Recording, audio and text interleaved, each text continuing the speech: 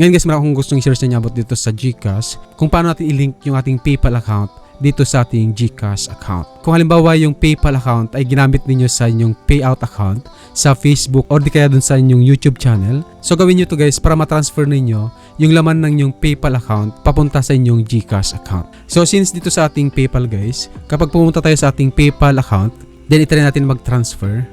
So punta tayo sa menu, then transfer balance. So ang mayroon lang dito guys, bank account. Halimbawa kung mag-add naman tayo dito sa plus, so bank account lang talaga nakalagay dito guys. Bank account saka debit or credit card. Kung halimbawa piliin naman natin yung bank account, and so ang pinapalagay niya dito guys, yung bank name, bank code, saka yung account number. Ibig sabihin nito guys, walang option dito sa PayPal account na mag-transfer papunta sa ating GCash account. Kaya gagawin natin guys, punta tayo mismo sa ating GCash account para i-link natin yung PayPal account natin sa ating GCash account. Para yun na po yung gagamitin natin na magkasin from PayPal to GCash. So ang gagawin natin guys, open natin yung ating GCash. So ilagin natin yung ating GCash account. Then dito natin ililink yung ating PayPal account. So make sure lang guys na ma-memorize nyo pa yung password ninyo sa inyong PayPal.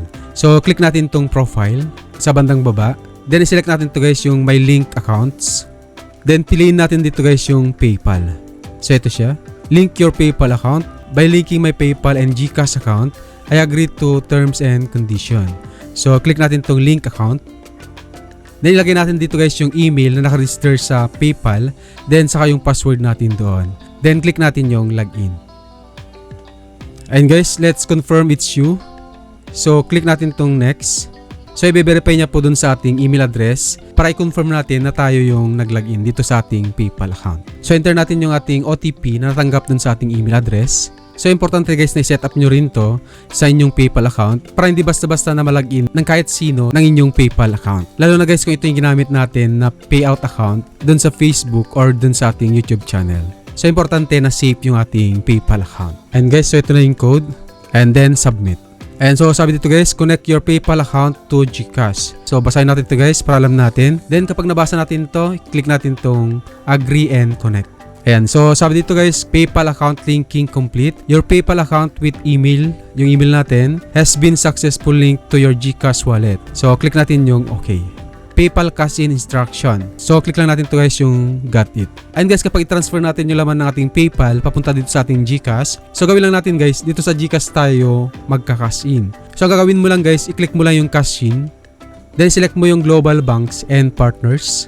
And guys, so nandito na po yung PayPal account. So i-click mo lang yung PayPal. Then ilagay mo lang guys kung magkano yung amount. Then next. Then click natin yung proceed. Then okay.